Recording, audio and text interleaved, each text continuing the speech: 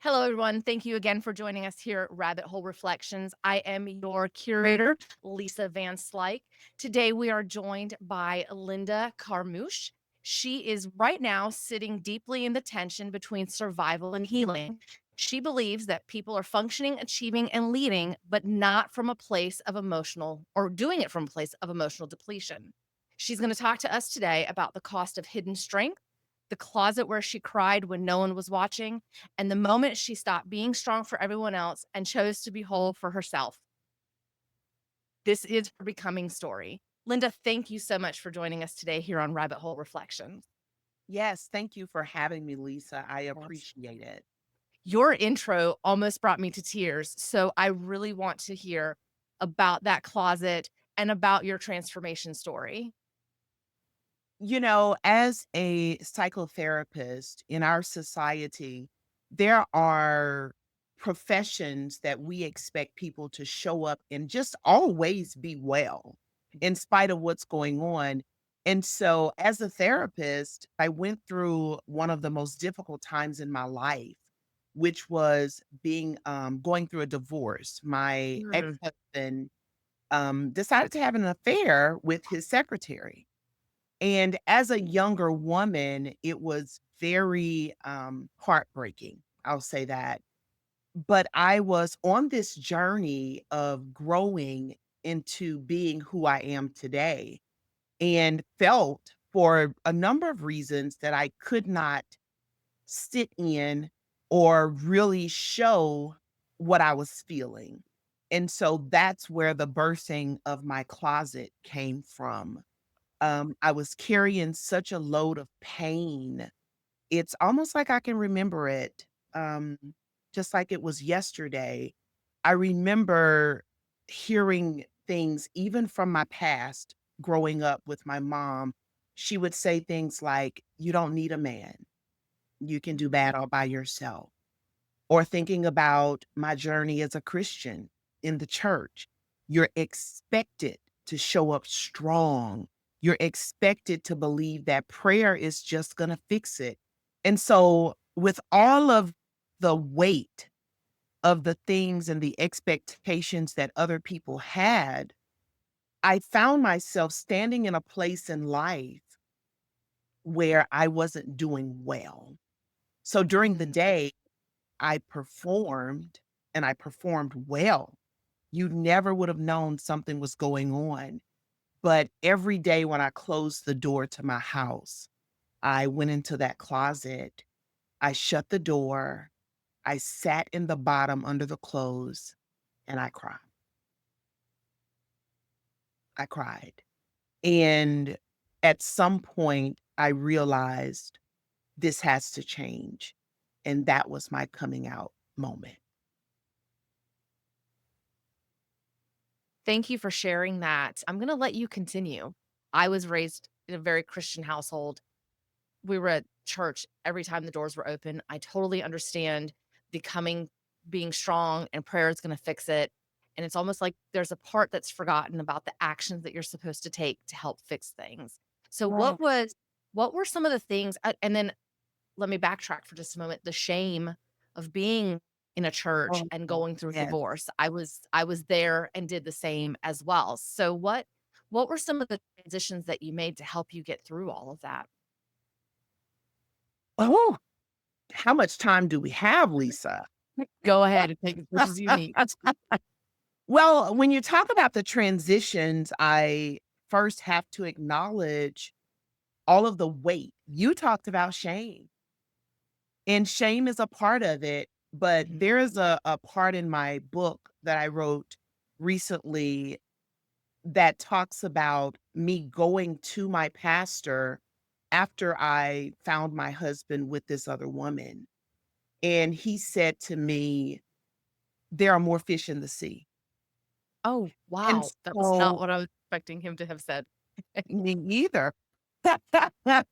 But when you find yourself finally being able to be vulnerable to the people that you trust and you lay it all on the line, you open yourself up and they say things like there are more fish in the sea or you're going to be okay. while I think people mean well, it does not help the journey, and it only made it worse for me because it sent the message that my vulnerability was not okay in that space. So my spirituality was actually my foundation. So to go to the foundation and the foundation is rocked at a time when you're at your weakest, I had to find a way to pull myself out of this rabbit hole because every day I still had to show up as a therapist. Every day I still had to go in and do what I was required to do. Every day I still needed to put the smile on. But the thing that helped me most was really understanding what faith was. I had to identify what my pain points were. What was I really feeling? And I think that's where we get caught up a lot. Mm. We polish the pain, and we're not able to distinguish between what I'm feeling and what I'm actually supposed to show.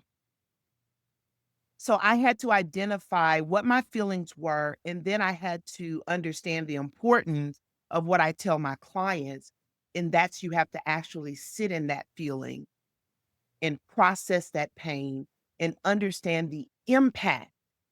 I can't be strong and be human at the same time when you're going through an experience like that. I have to Exactly. choose. And for me, I had to choose to be human. That was a game changer for me because I gave myself grace to not be okay in a situation where my heart had literally been ripped out of my body. As you were talking about that part of your story, I had this thought. We are not allowed to step away and heal. If we take time off of work to heal ourselves, do we have PTO? Did we burn all of our PTO? Do we have any more left? What about our families? We need the money to pay the bills, and our families still need to be fed. And particularly for women, with our traditional roles, the cooking and the cleaning and the taking care of the kids and making sure they're bathed and the laundry. And then you have this healing that you're supposed to do way back thousands of years ago. We, as a society, were allowed to honor that. We would go out into the woods and we would sit under a tree and heal ourselves. We don't have the opportunity to do that now. So the fact that you allowed yourself to be human, I think more people need to understand that they need to do that. They need to allow themselves to be human as well. And I think that's where the healing starts that is Yes. going to then reciprocate out into the world. Yes. And when I say allow myself to be human, there are layers to that. That means I could not be everything to everybody that I had been. That means I may not be able to go to church every Sunday morning because I needed a morning where I can just go and be present with myself and ask myself, Linda, what do you need today? That also means that sometimes when people were expecting me to be okay and show up and laugh and talk, I had to say, "No, I don't wanna go to brunch." Mm. Not because I didn't have the money or not because I didn't wanna engage, but I knew my inner self needed a break from people because I had been doing people all week. Right. That also meant I had to tap into you see, Lisa, it's a journey. And a part of the healing means today I might need to set boundaries, but tomorrow I might need prayer. The next day I might need a massage because I need a touch that is Yes. safe for me while I'm not in relationship with an intimate partner. The next day I might need to go to brunch, but it has to be about what I need in this season while I'm healing, not about what everybody else is in need of. I highly recommend massage. The human touch is so healing, and Yes. massage can help you move some of that energy. Oh, Even going and getting a pedicure. or manicure, helping to move some of that energy and then just having, like you said, that safe touch Yes. definitely is so very healing. I want to go back to we just don't allow, particularly here in the United States, we don't Yes. allow people to take that time to actually get that healing. So, what are some things that we can do if we really? I love the boundaries. I think let's talk about that because you absolutely placed those boundaries, but you stuck to those boundaries. I can't go to brunch with you today. Maybe Yes. we'll go in a couple of Yes. days. That's Yes. beautiful. I think a lot of people are not doing that enough. Well, even that example of I can't go to brunch today, but maybe in a couple of days. Let's rewind that. I'm not going to brunch today. Period. Full Okay. stop. Right there. I don't want to be forced in a few days to do something that I still may not feel like I want to do. We Okay. don't owe people an explanation for the why Say I'm that not again. doing what you desire me to do. It's a no. No is a complete sentence, Lisa. And you can use any punctuation behind no that you want to use, just don't use a question mark. There you go. Okay? I love it. No. You know, I remember that season of my life when I had my closet was that safe place. I polished that pain during the day, but we were never meant to carry all of this pain that we carry. Pain is meant to be processed. So when I would go into my closet, it was the only time that I could authentically take off the mask and breathe and just be. So when you talk about what are the tools we can use to get out of the rabbit hole, one of them is find a space in your life where you can authentically be who you are. You don't need to be anybody's mama in that moment. You don't need to be anybody's boss in that moment. You don't need to check the schedule in that moment. You can do whatever you need to do for you in that moment. For me, it was the closet. I know mamas that sit in their car in the garage and their children know, don't bother me when I come home at 5:30 and I'm sitting in the car in the garage. That's their place where they can authentically be who they are and just breathe. With the garage door open if your car is still on. Okay, we're not having the car still on. Okay. Just making sure that we put out that public safety announcement. I was the woman in the Yes, car, I needed, so I'm ADD, and I needed that segment between I'm in my car and I'm done with work, but what am I in now? Traffic, and people yes, are jerks, and yes, nobody's nice to each other, and it takes yes, me longer to get home because I don't wanna wreck my car. So now I'm in the driveway trying to make some smooth transition before I take that into my home with my children. yes. So, I was definitely that woman, we're not gonna go there. It's That is what I did. important, and I think we often get caught up thinking that healing only equals going to therapy. I'm a therapist, but I am the first one to say there are so many healing opportunities. I'm gonna tell you another one that became very important to me. At that season, I was single, but in my marriage, I had been serving my husband. Mhm. As a therapist, people come to me so that I can serve them. Yeah. So I implemented that once a week, I would go to a restaurant by myself to be served, period. I don't want anybody sitting across the table because now I have to give, and I don't want this to be about anybody but me.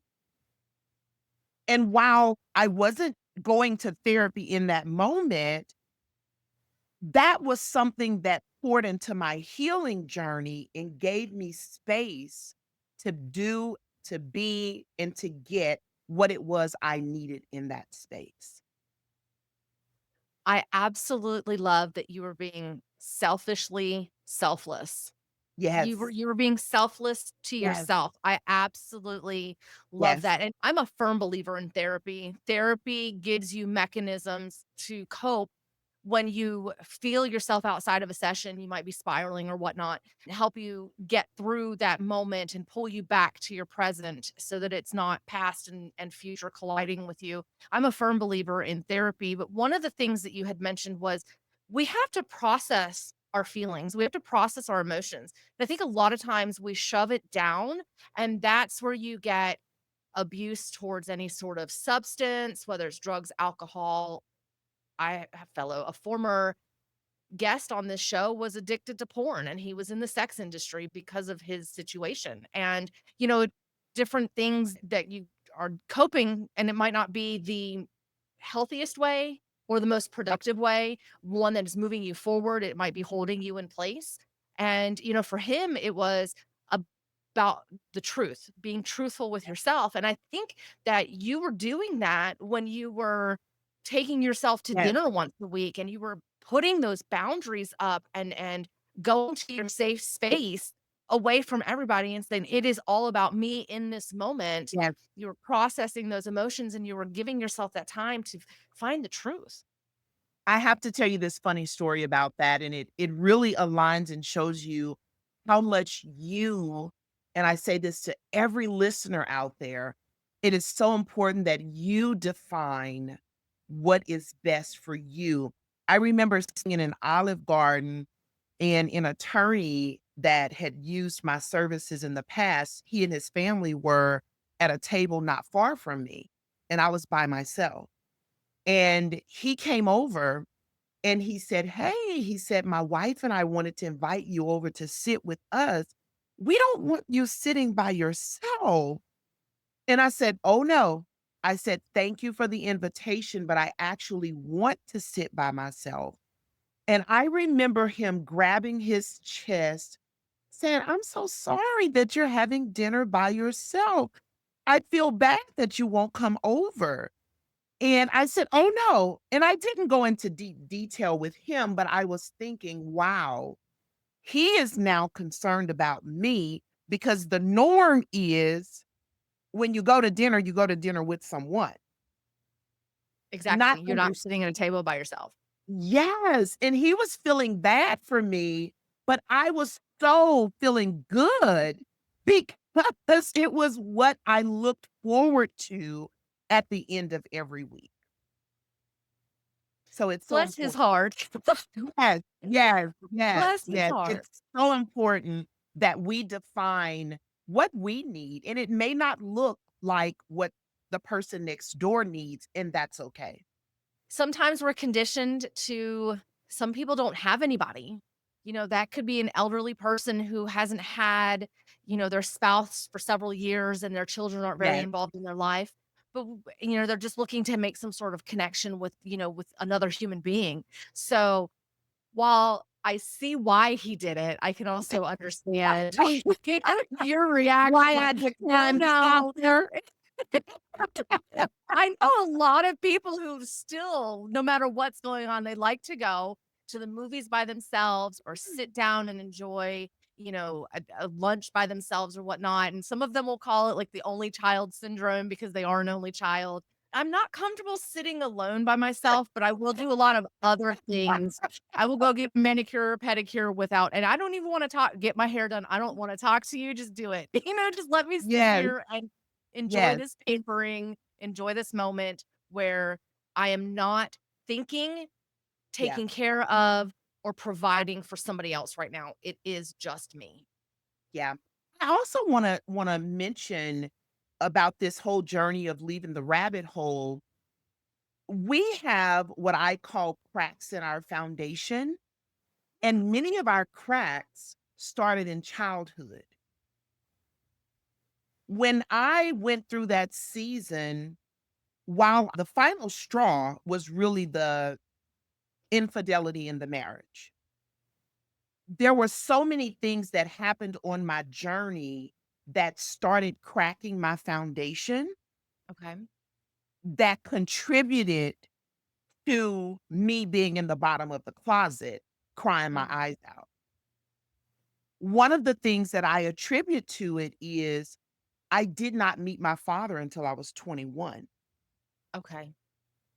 So, while this man not being faithful was an issue.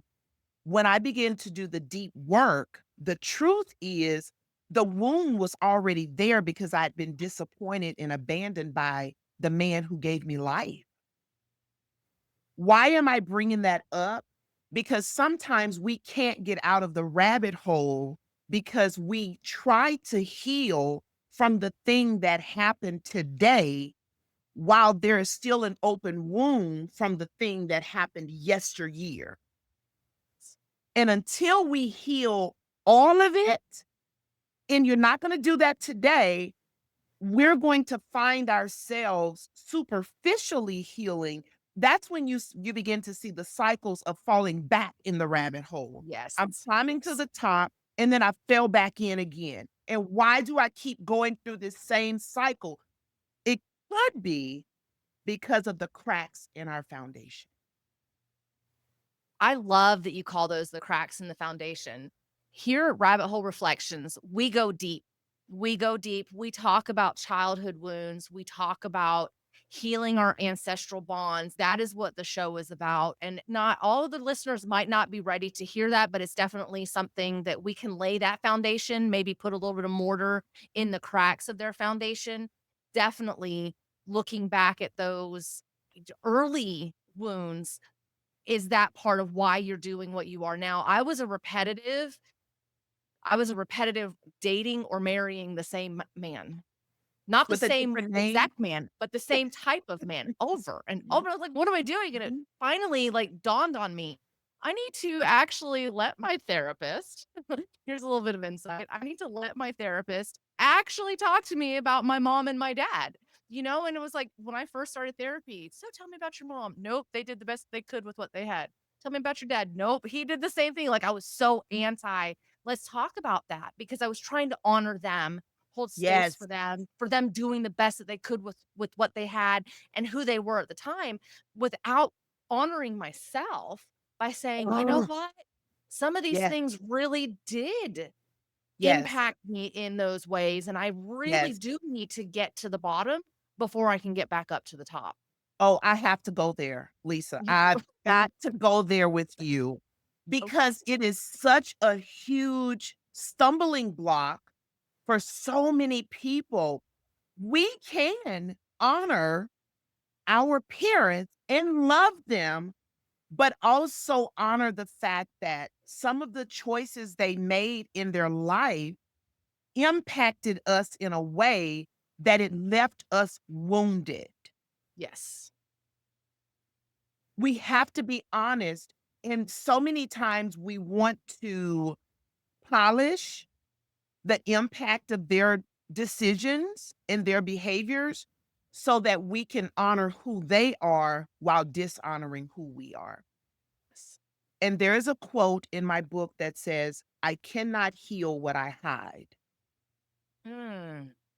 And when Say I that don't, one more time. I cannot heal what I hide. And in this situation, what I'm really saying is when I dishonor what happened to me, when I don't give language to the impact that it had on my life, on my emotions, on how I see the world, how I show up in the world, I can't heal. Yes. Exactly. I can't heal. And when I don't heal from it, I position myself to show up in a way that is not authentic to who I really am. And that's where those masks come in. Oh, yes. Oh, yes. That's where the unrealistic expectations come in. That's where the anger comes in. That's where the substance use comes in. That's where the alcoholism comes in. And so we have to pause. And that's another tool that I use. We have to give ourselves permission to pause. Just pause. And it doesn't mean that you have to stop working. It doesn't mean that you can't engage, but there has to be space in your life, in your day, where you disconnect from social media, you pause, you disconnect from the real world, you disconnect from paying the bills, and you say, "This time right here, I'm putting it on the schedule for me. Give yourself permission to pause. And in that pause, you give yourself permission to rest from all of it, from all of it. I would also like to add that you are probably building some empowerment in the people that you're pausing from, because now you're giving them the ability to stand on their own and try to figure some things out so they're not so dependent on you for Yes. everything. Yes. Because we teach people how to treat us. We Absolutely. teach Yeah. people how to approach us. We teach people how close they can be to us, how much time, how much of my time I'm going to give you. And a lot of the times when we look at boundaries, we see boundaries as a negative thing. But I Right. want your listeners to understand that boundaries are really guardrails. And when you're going through the Appalachian Mountains and there's no shoulder, but there's a guardrail, we don't see that guardrail as a bad thing, but No, we know that that guardrail it's we going to want it there. we we want it there, and that's what we want in our lives. That's what we want in our lives. And there are times I love my mom to pieces, but there are times when my mom will say, "I didn't call you at this time because I know that you're unplugging." But I have taught that. Now, of course, if there's an emergency, there's an exception to the Right. rule, but we should not be on our phones until the end of the night. Right. We should not fall asleep. Falling asleep says that it wasn't intentional. You just fail. We should lay down and go to sleep. Little tweaks like that really does make a great impact in your healing journey. I love that so much. I would also like to add, get a set of really nice sheets when you are going to sleep, because that's the first thing you do in the morning and the last thing you do at night. You Yes, get in or out of your bed and treat yourself. They don't have to be I love expensive. that. Make sure you have I a was good mattress. Yes, and a good mattress, because it is the most important thing of your day, it's the rest, it's the rejuvenation, it's resetting yourself, and it could be those few minutes of your time, of your peace, Yes, where you're yes, climbing into a I make my bed every morning, and I sleep on a decent pair of sheets every night. It doesn't matter what's going on around me. When I walk in and I see, it just kind of, it yes. lets me breathe a little bit. What's interesting is I was thinking about having this conversation this morning, and here we are having this conversation right now. How about that for some alignment, right? Wow. That's synchronicity if I've ever heard of it. I love it. I love it. I love it. I love it. So how do you set boundaries? The first thing I do, it all centers around my needs, Lisa. I have to identify what do I need? Because if I don't know what I need, then I don't know what boundary I need to set. Mm, And setting boundaries are great, but I have to share this. A lot of the times what happens is we set the boundary, but we don't police the boundary and make sure that people are honoring them. Ah, okay. So if I say to you, Lisa, you're my friend, and on Sundays after church, those are my rest days. This is my real life. Like Sundays, I'm gonna get my nap after church. Okay. I don't really care what y'all doing. I love it. I'm I gonna love get it. my nap after church. I have to have my Sunday nap, and it's always so good. Anyway, I love it. if I say that to you and you call me, which people do, and say, Linda, we found this new brunch place. So after church, we're gonna go. You wanna come? You just made a decision not to honor the boundary that I set. I love you as my friend, but I am going to give you the script that I give every time somebody does that. Oh, that's nice. Tell me how it is when you leave. I may have to try it out if it's a day other than Sunday. Oh, I love that. The fuss about it, It I don't have wasn't rude. to It was because watch this. The boundary is really about me honoring me, We spend so much time and energy wanting other people to honor us. I don't really care if you don't honor me. I need to honor I do care if you don't honor me. Let me take that back. I do care if you don't honor me, but more than you honoring me, it is most important that I honor myself. Yes. It's just like if you are a very stubborn person and you're just gonna do what you wanna do, I will honor my boundary by saying, "It's been good talking, have a great day," and I can dismiss myself.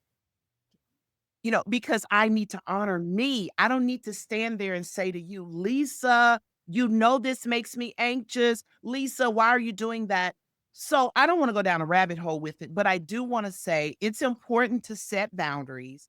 And you start by recognizing what are those areas in your life that have you most stressed, Mm. most frustrated, and you're most empty in those areas. You're not as fulfilled in those areas. The second thing after recognizing, I would say, is evaluate if this is something you need to give energy to. It Okay. may be something in your life that's not even important to you anymore, but you keep doing it because it's what you've always done. We don't want to set boundaries in a relationship where the relationship is toxic anyway. I'll just discard it if it's not something that's working in this season of my life. Right. And then the third thing is identify if you could wave a magic wand and change that situation today, what would you do? Oh And my then goodness. create I your love that. boundary based on what you would do. Make it as simple as you can make it as realistic as you can make it. Don't overthink it and implement it immediately. I love the simplicity of wave the magic wand and change it right now. What would it be if you could do What that? would it I be? that Let me Yes, ask you a question. So, while this is not a women's only show, sure. we did talk. I mentioned the mothers and serving everybody. Part of the stress is feeling that you need to do everything for everybody. I won't be a good mom, I won't be a good wife, I won't be a good daughter, I won't be a good sister, I won't be a good friend, I won't be a good church member. Yes. That's I feel that's energy is coming up heavy right now. We're kinda getting sick and tired of carrying it for everybody and not carrying Yeah. it for ourselves. What what are some things that women can do to release the guilt that comes along with fulfilling those boundaries? So before we talk about that, the question that I want to ask your listeners is who told you you had to be all those things for all those people? Because it's one thing, Lisa, and this is how I operate. I believe in getting to the root. I can give you the how to fix it, but oftentimes it's not going to fix it if we don't kill the root of the issue. Okay. Who told you that? There was a conversation I had recently with a mom of 6, and she's a wife, and she's an educator, and she worships on the worship team at church, and she's a Sunday school teacher, and she's with the Girl Scouts, and it's too much, first of all. And she said, "Well, if I don't do all the things for my husband, all the things for my children, the house is gonna stop running." No, it won't. No, it won't. Who said you had to clean everybody's room and do everybody's clothes and all the things? And she said, "Well," and it went back to some things with her mom. Growing up, she didn't clean. When she didn't take care of everything, she was called some very ugly names. And so it goes back to the cracks in our foundation. We have to stop the tape player. Now I'm aging myself. I love that. That is on repeat telling me if I don't do all of this for everybody, I'm not a good person. Where did it start? And ask yourself, is that true? Right. What if we taught our children some of the things that they need to learn to do anyway for themselves? Yeah. What if we put up a chore chart and help them to be accountable? What if we said to our husband, instead of me cooking 5 days a week, I'm going to do 3 days. We're going to do sandwiches one day, and you're going to cook one day. What if we're a team here? And Yeah. so I think it goes back to the same thing I said about boundaries. What do you need? Where did that come from? Is it really your truth? If you stop, will the world stop? And I hope you invite me back after I say this. If you die today, guess what the reality is, Lisa? The The world is world going to, still goes. yeah, that's right. Yes. Exactly. Yep. That's our truth. That's our Yeah. reality. And so we spend all of our lives in this rabbit hole doing all these things for all these people. Stop. Yeah. Give yourself permission to pause, Yes. reevaluate. And let me say this, you owe you to pause and do things differently. That's Yes, that's beautiful, absolutely. Here at Rabbit Hole Reflections, we give you the permission. I will have yes, multiple guests who will continue to give you the permission. You yes, have it. This is your permission, yes, absolutely. Yeah. yes, yes.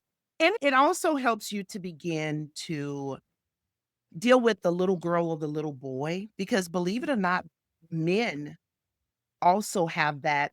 It often transfers from the home to the work world. I Yeah. have to pull 80 hours a week or I'm not man enough.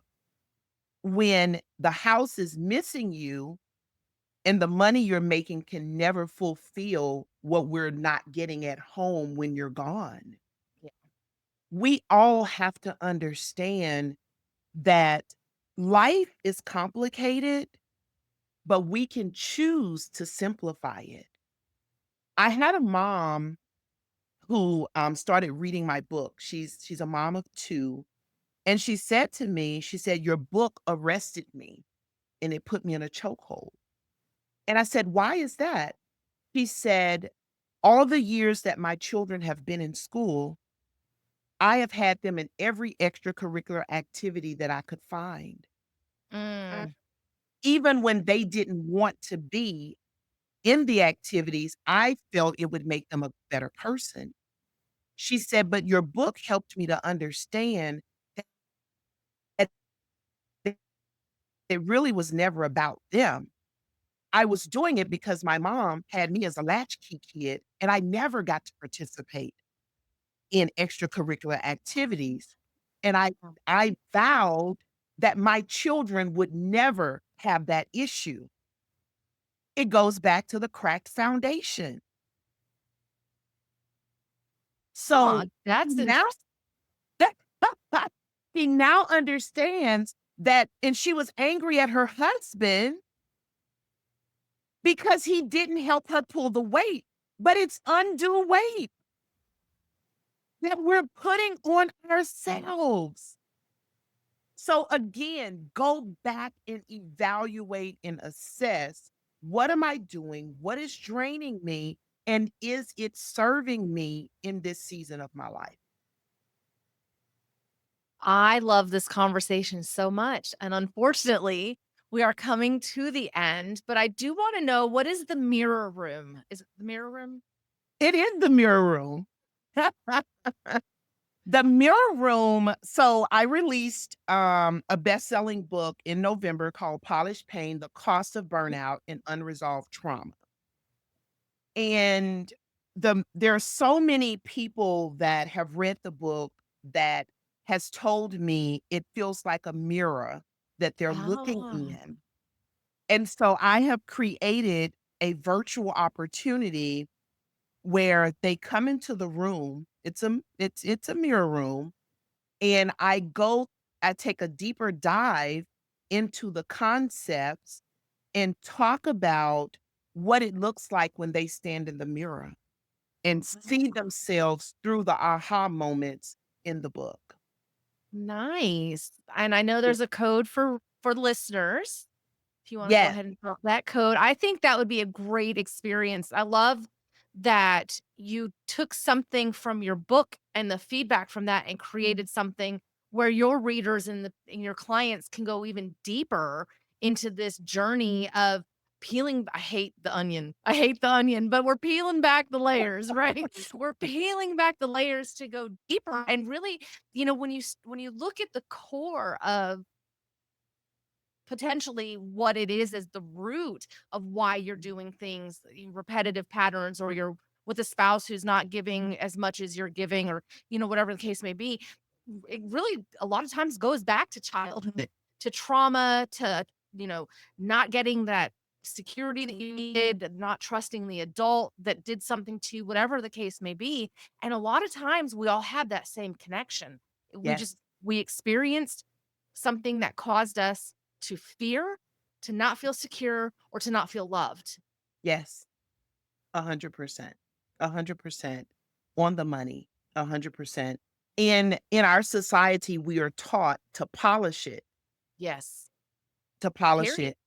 Yeah, but when our outside looks totally different from our inside, that's when we need to give ourselves permission to pause I at love that that moment. so much. Permission to Thank you pause. for sharing. Yes. Can you share the code, Lisa? I can. Let me grab that really quickly because I also want, in the last couple of minutes, we are really coming down to the last couple of minutes, the 10% on the mirror room with the code rabbit hole 10. And then she also has free shipping on the book Polished Pain: The Cost of Burnout and Unresolved Trauma. I'm gonna have to get that book. Let me tell you, in That the sounds front of the amazing. book And it in the really front goes in line with the conversation that we've had. So yes, yes, oh, beautiful. yes. Oh, This I is love the that. side that we show the world. This is the side Chained. I that love is chained often to our past. I love that. I Yes. love that. There's so much symbolism in that. Get the book. Get the Get the book. Where book. can everybody find you? They can find me on all social media platforms at Lynda Carmouche. That is LYNDA CARMOUCH at Lynda Carmouche. You can also find me at lindacarmouche.com. Perfect. Perfect. And all of your links will be in the description or show notes. So you will be able to find Linda's contact information that way. I know we've covered so much. Um, just tell listeners that they have permission. Yes, I want you to know, first of all, that I see you. I see you. I see all that you do. And oftentimes we feel unseen, unheard, and unvalued. You are valuable. Your past pain does not define who you are. You are worthy before the pain, and you are worthy after the pain. And as you go and start your healing journey or level up your healing journey, I give you permission to pause. As many times as you need to, you have permission to pause. That was so beautiful. Thank you so much, Linda, for joining us here today. Yes. Listeners, you have permission to pause. Thank you again for listening to Rabbit Hole Reflections. I am Lisa, and we'll see you next time.